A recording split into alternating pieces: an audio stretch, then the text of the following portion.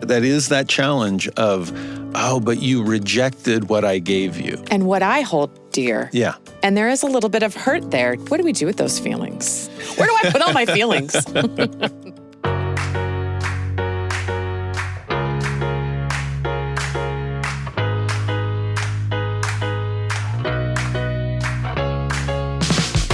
Welcome to The Lisa Show, where we take a good look at life.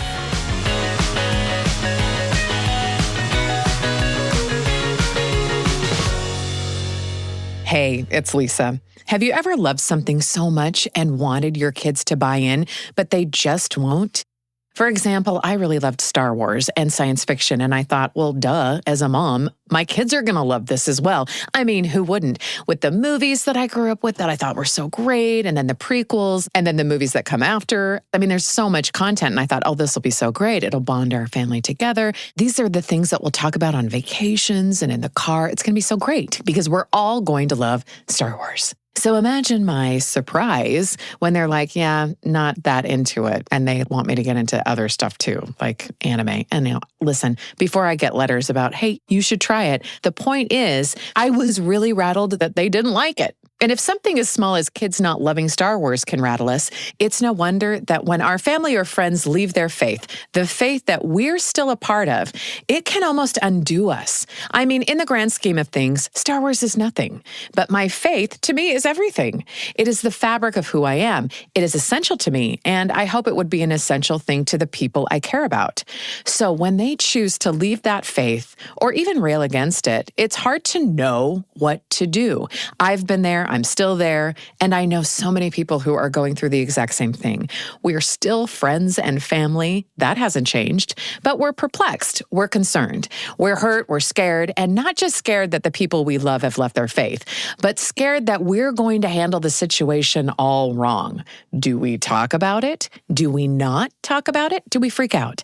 Do we act like it's no big deal? What do we do when the people we love have faith crises? And how do we keep those faith crises from turning into relationship crises? Dr. Jared Halverson is here today to help us walk through this. He is a doctor of religious history and specializes in the study of anti-religious rhetoric, interfaith dialogue, and faith loss. Today, he's going to share some background on the state of religiosity in America, along with some ideas for how to navigate faith crises and faith loss in the people we care about. How do we do all of this? Well, here's Jared to give us some ideas. I'm Jared Halverson, and I'm a teacher. I love teaching. And I think every conversation is a teaching opportunity to be able to help people move forward from wherever they are to wherever they need to be. And I find incredible joy in that. I've spent a quarter century teaching, and it's youth and then young adults, and college age is probably my favorite age. It's such a formative time in their lives. They're making huge decisions.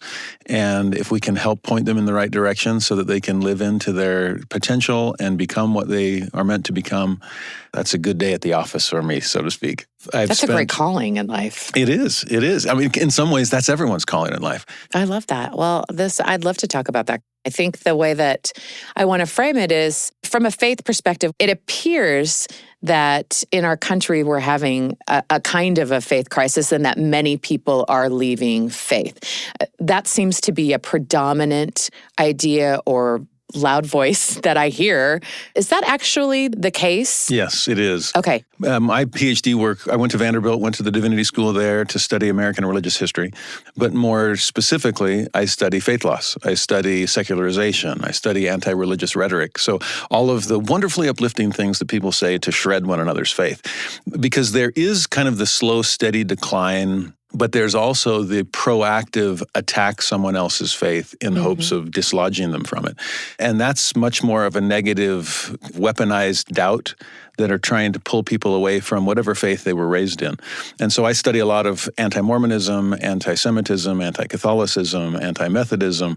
There's even anti-Shakerism. And there's only like 2 living Shakers left. I'm like, leave them alone, you know? Yeah, let them be. But if you're a person of faith, often you have the crosshairs on your chest. And there are those that are trying to take you from that faith. And like I said, there's also just this slow decline of a world that seems to care less and less about religion. Thankfully, still holding on to spirituality, at least in some forms and to some degree. And we live in a time period that it's most famous for the rise of the nuns. That's not N-U-N-S. We're not seeing a massive influx into the convent. I was going to say, wait, what? Right, but in terms of the N-O-N-E-S, so when the Pew surveys, for example, come out and people are asked for their religious identity, and they say none. I don't have one. That has been growing steadily for quite some time, probably the last 30 years or so. And it seems to be leveling off, which might be good news. There have been some signs of a resurgence of religion in certain quarters. It's anecdotal. We're not seeing statistics that suggest some kind of return to religion. So the spiritual but not religious phenomenon is an interesting one, although it's not as straightforward as some people might suggest. What do you mean? I was just at a conference of the American Academy of Religion in Boston, and at one of our sessions, we were talking about secularization. And when people say, I'm spiritual but not religious, they're typically neither. We've been burned by institutions in the past, and so it's easy to say, I don't believe in organized religion, and that's less troubling to people.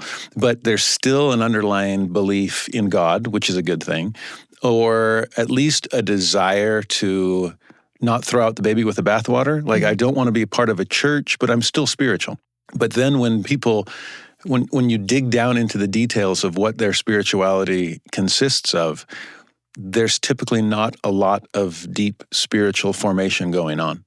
So it's almost a status symbol of sorts. I do a lot of working with people one-on-one that are struggling in their faith. And often I'll meet young adults particularly that say, I'm not attending my church anymore, I'm not active in my religion, but I'm still spiritual. And I'll often say, oh, that's wonderful. Tell me about your spirituality. Tell me about your connections with God. And then they keep talking about church. And I said, oh, I thought we weren't talking about religion. I thought we were talking about spirituality. And they're like, well, yeah, because I'm still spiritual. Great. What does that look like for you? And then they keep talking about church. So it's like, oh, I wonder, have you heard the phrase spiritual but not religious? Whereas perhaps the opposite was true, that you were only religious and never really learned how to be spiritual, even within your religious framework. And therefore, by leaving that church, you've left the possibilities of spirituality as well. Oh, interesting. I didn't know that. I mean, certain churches are still growing. Others are struggling numerically, a decline in mainline Protestantism. Whereas we're seeing in certain quarters resurgence of Catholicism, evangelical Christianity is definitely alive and well in America, and yet the phenomenon of what is called ex-evangelicals is on the rise as well. And so every church, in some ways, you see a lot of hand-wringing among the clergy across the country and wondering, what can we do? We speak of a first Great Awakening in the 18th century and a second Great Awakening in the 19th century. And people are hoping and praying for another Great Awakening in the 21st. What is your personal belief? The need to gain our own spirituality, our own connection to heaven and with each other, is what is going to be required of us, because we're no longer in a situation where tradition and momentum are going to move things forward.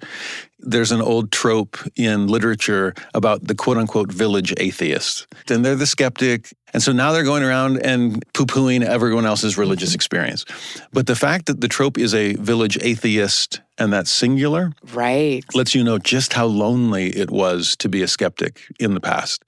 And particularly if there's no social community, that's one of the great things that religion offers, is an amazing example of social structure and community and belonging. And if you're the token village atheist, boy, is it a lonely road.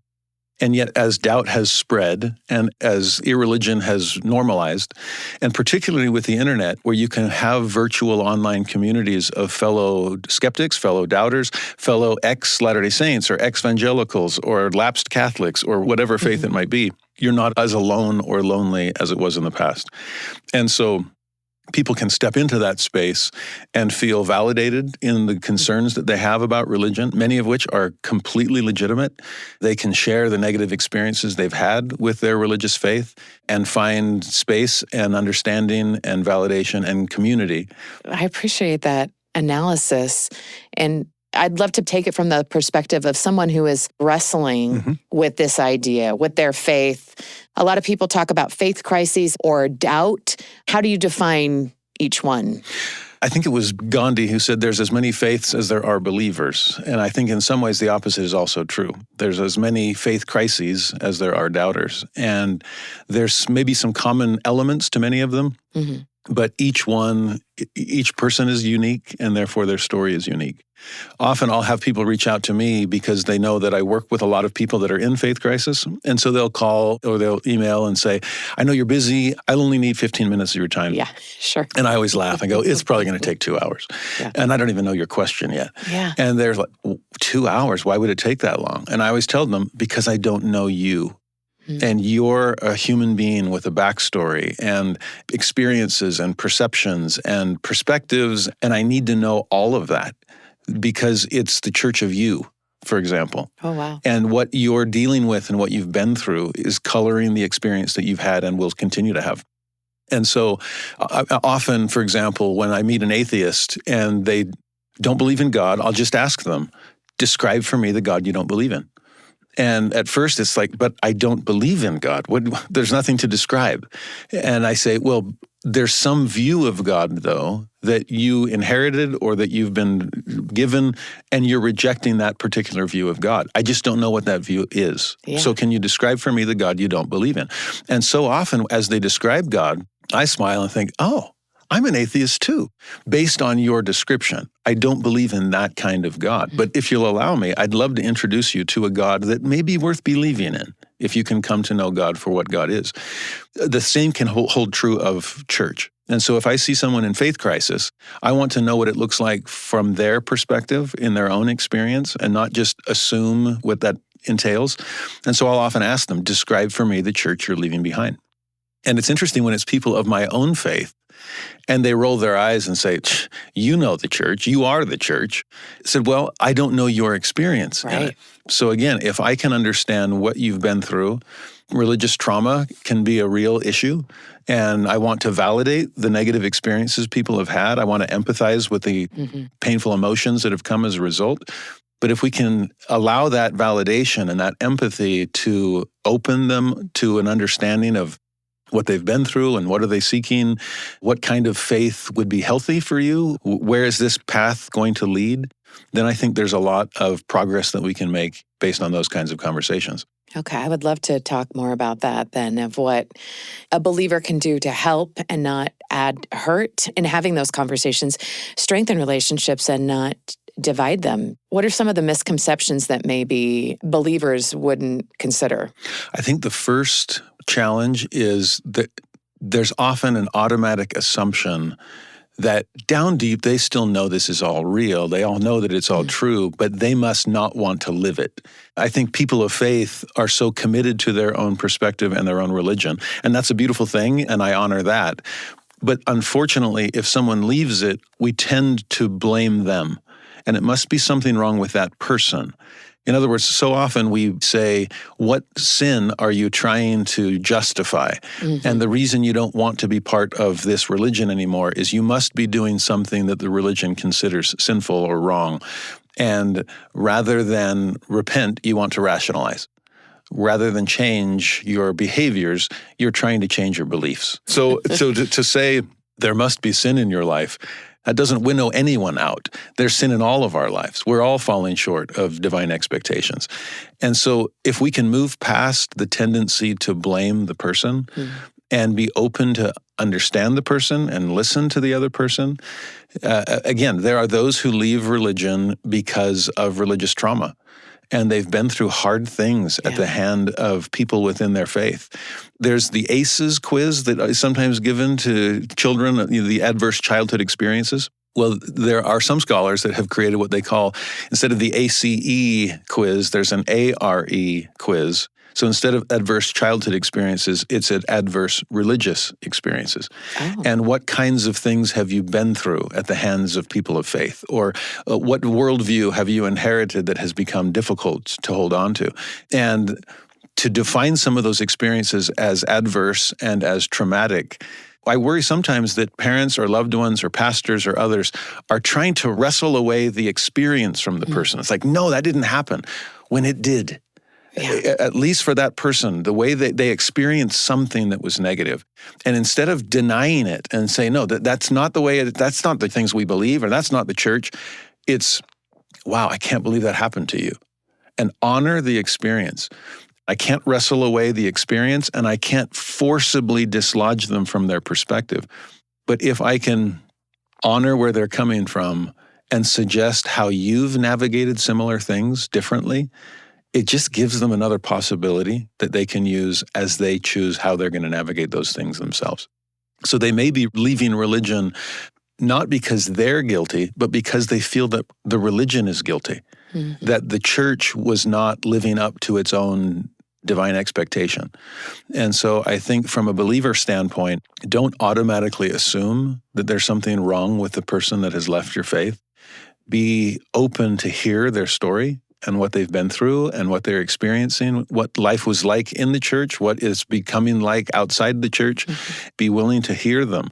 That's the unmentionable conversation topic. Right. We hear that every Thanksgiving and every Christmas. Don't talk politics and don't talk religion, which is tragic because if I can't talk about politics, so we're not going to discuss how we think society should work. And if we're not going to talk religion, then we're not going to discuss what reality looks like. These are, are there any topics bigger than those two? No, and that's how I feel. And it's how I feel as a mother and as a sister and as a friend. I want to talk about these things. And I don't feel like we all have to agree on everything in order to talk about it. But I do want to create the space where it feels like we're all giving each other the benefit of the doubt and that we can not feel attacked. And sometimes we don't know what the sort of rules of conduct are in order to express that it feels like a trap, I think, for everyone. Totally. And so let me give you a model that might help. Because if you were having a dinner with a bunch of friends of some other faith, let's say it's old friends that you grew up with, you never had the same faith, but you had similar experiences in high school or similar friends or whatever. That kind of interfaith experience is going to be positive probably no matter what, because there's no shame in that distance or in that difference. I think from the very beginning, we've agreed to disagree without becoming disagreeable. When I'm speaking with my Jewish friends, I'm not trying to convert them to Christianity. When I speak to my Muslim friends, I want to understand the beauties of Islam. When I talk with my Catholic friends and my Protestant friends, I honor their experience and I want to learn from it. Our challenge is when we're speaking, especially within the family, of someone who has left the faith of their fathers and mothers, then there's this automatic differentiation. Almost I'm on higher ground spiritually because I'm holding on to the faith. You've lost that faith. You've departed from that faith. It's always downward. But as I've often said to families that are struggling with these situations, if you can reframe the conversations as interfaith dialogues instead of a conversation from a believer with a former believer, because as long as it's, I still have it and you've lost it, there's a power differential. I feel like I'm on higher spiritual ground. They often feel like they're on higher intellectual ground, which is really an interesting dynamic. I sometimes refer to it as creation, fall, atonement from a Christian perspective. That in the creation stage, we all believe alike, and it's all a lot of black and white thinking, but it's really positive and safe and secure. And then somebody goes through kind of a fall stage where they've left the Garden of Eden. It's not as simple as I thought it was. And often those are intellectual ones. And so unfortunately, the person in the creation stage often looks down their nose at the person in the fall stage saying, where's your faith? But the person in the fall stage looks back at the person in the creation stage and says, where's your brain? And so there's this competition of sorts with higher moral ground versus higher intellectual ground.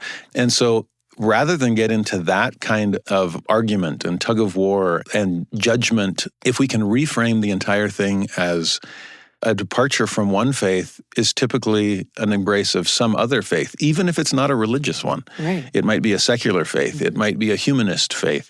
If we see that this is a spiritual journey that they're on, this is a religious trek that they're engaged in, there's still things they believe.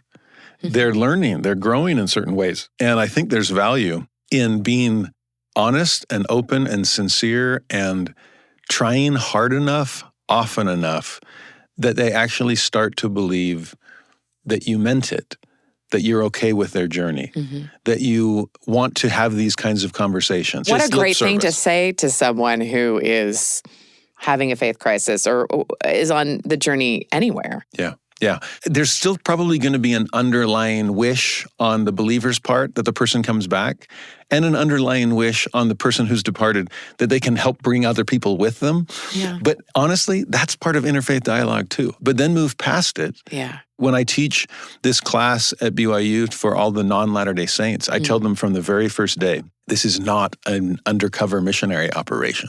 Yeah. I am not trying to convert you to my faith in this class. I'm trying to introduce you to concepts of my faith so that you can compare them to how your faith deals with and give you those same kinds of context, things. too, to be friends with the people that you're surrounded with. Exactly. I had a student just a few weeks ago, and we were comparing things within the Church of Jesus Christ of Latter-day Saints to Catholicism, and this Catholic student had asked some brilliant questions. I brought up some things from Catholic belief that he wasn't quite as familiar with as he wanted to be. And at the end of class, he said, man, this class makes me want to study Catholicism better.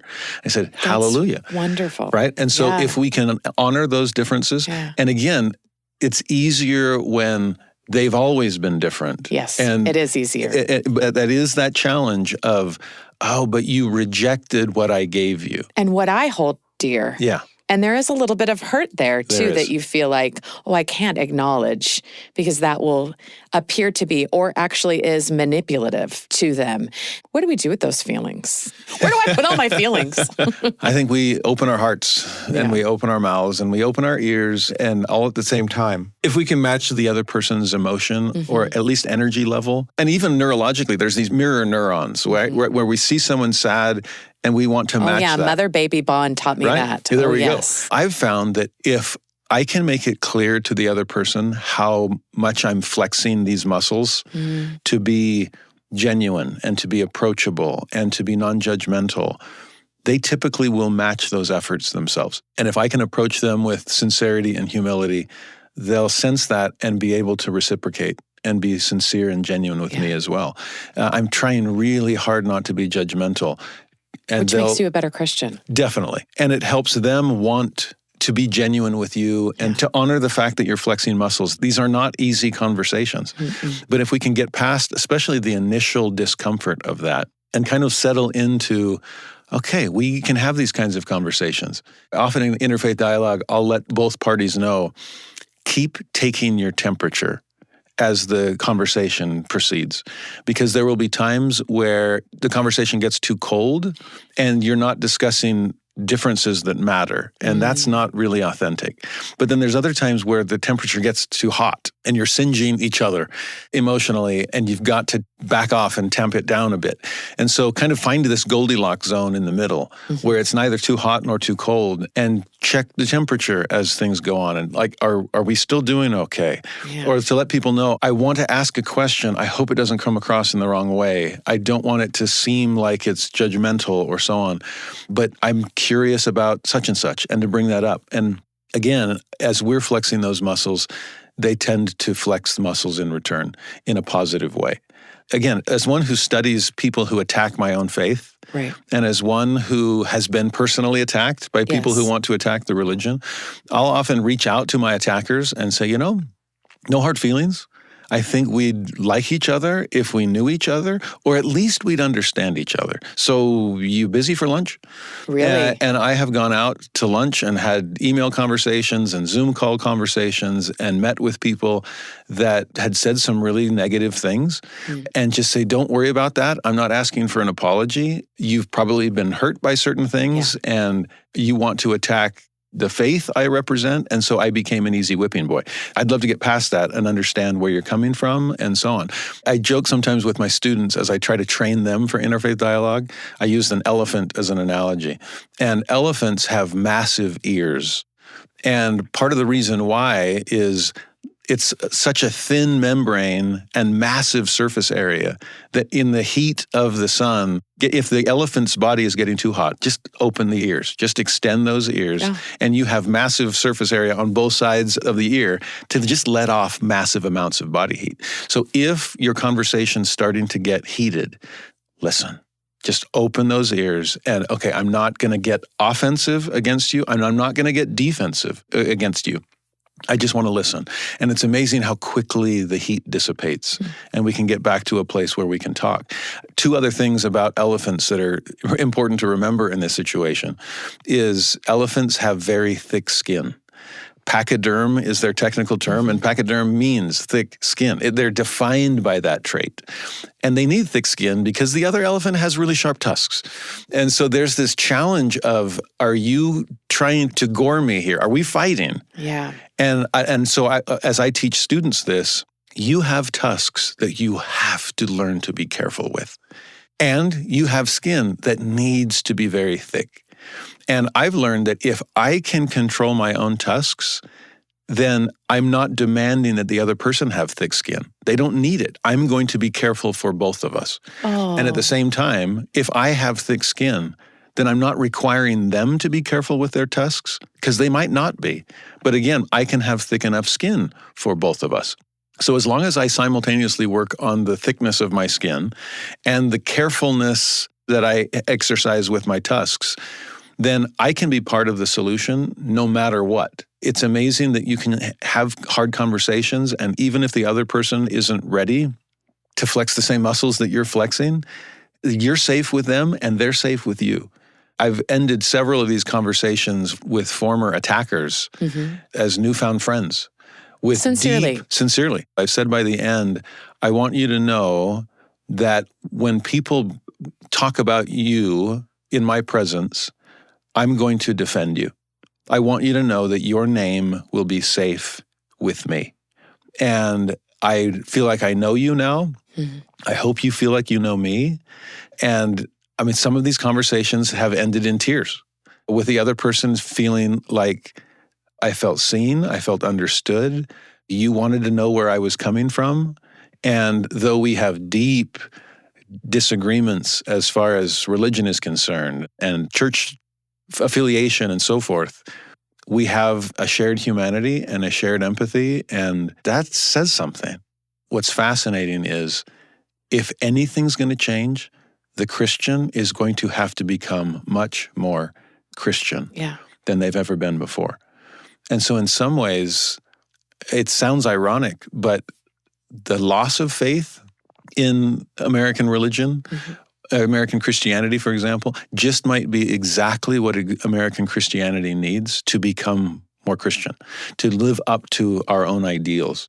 Because I'm going to have to treat the other person in a Christlike way if any good is going to come of this. I hadn't thought of it that way. You're right. I remember a leader of our faith once saying, the worst thing you can do if somebody accuses you of not being a Christian is to prove them right in the way that you respond. So if you respond in a completely un-Christ-like way, they walk away going, yep, I was right. Yeah. They're not. Case in point. Right? And I think the same is true in these kinds of conversations that we've been discussing. If they think, oh, people of faith are judgmental, and then they have a conversation with someone and they feel judged, they're like, yep, they're as judgmental as they thought they were. And my hope in having those kinds of conversations is, if I can even just change the way they view things in their rearview mirror, they might not come back. And I have to honor that decision on their part. Right. But if I can treat them with love and not judge them, then I hope in some ways they look back and have to second guess their prior perspective of, oh, that didn't go the way I thought it was going to go. I thought they'd get mad at me, so I'd feel more justified in leaving them. But they were so kind, they were so patient, they were so loving, they were so non-judgmental. Maybe they're not as bad as I thought. Yeah. And so I think there is value in that. Again, my hope is that Faith Crisis builds our faith. And I think, to me, there's something powerful about that I'm here because I'm choosing to be, not because this is the default that I inherited from birth. I think there's going to be people that finally learn to develop roots within themselves and have powerful connections with heaven personally and individually instead of just collectively and traditionally. And if that can happen, I think there's divine purpose even in the faith crises that are going on all around us. It's such a hopeful perspective. And faith-filled. Well, if we're people of faith, right? Maybe we should act like it. Maybe we You know what I mean? No, really. And if it's a compelling point, right, yes. Right. And if Christ is continually saying, "I've got this," and if we believe in a God who loves his children and has a plan for each one of them, let's act like it. Especially those who come from any kind of Christian background. Do we trust the grace of Christ? Yeah. Do we trust the pull of divine love? I'm constantly telling distraught parents, trust the P's. And by P's, I say it's God's power, it's God's process, and it's God's pace. That last one is often the hardest one for us to hold on to because God is eternal. He can afford to be patient. I'm not. And I think especially when it's our own children and we're afraid of decisions they'll make during their wandering years, that's when we lose patience and faith. And we don't want to take things at God's pace. But again, I think those who believe in God can with surety hope for a better world. I think there's good days ahead. I know there are. They've been promised us. And if believers can't handle other people's loss of faith, maybe it's our faith that needs to be fortified. There's an irony that we so often want to be so proactive at restoring a loved one's faith when we're not quite as proactive in strengthening our own. Ooh, if we're still holding the hand of God with one hand and we're holding our loved one with the other, then they're never that far from where we hope that they'll be. We might feel like Elastigirl at sometimes, right? Where we're getting stretched so far in both directions. But if I'm holding on to God with one hand and on to my loved ones with the other, I think there's power there. There's relationship there. There's hope there. I think sometimes we talk about people who leave their faith or who are struggling with their faith as being on a faith journey. But the truth is, whether we're devout believers or staunch atheists, we're all on a faith journey. Some of us are choosing off-ramps on that journey. Some are choosing on-ramps. Some are just trying to navigate the traffic in their own lane. But the point is, we're all traveling together. That's why it's so important to ask sincere questions of one another to validate each other's experience, to share our own perspectives, but not try to wrestle realities away from others. And for heaven's sakes, we need to act like Christians, regardless of the conversation.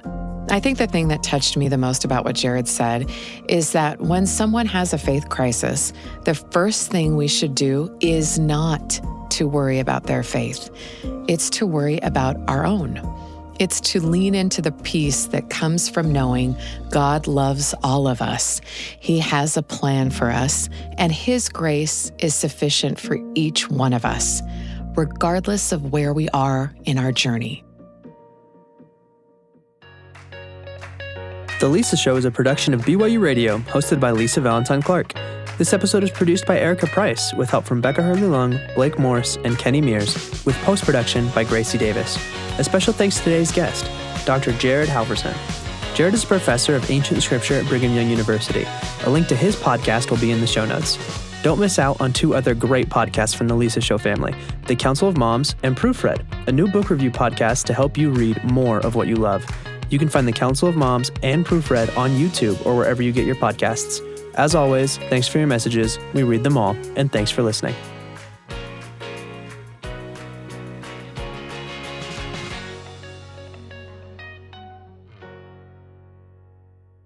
I've got another podcast to recommend to you from the BYU Radio family of podcasts. It's called The Appleseed, and it's a show filled with stories for you and your family. Each episode features master storytellers sharing all kinds of stories, folk tales, fairy tales, personal and family tales. It's perfect for road trips, bedtime, or really any time that you're looking for something that the whole family can enjoy together. And the stories you'll hear, no doubt, will get your family sharing their own stories with each other. Listen to The Appleseed wherever you get your podcasts.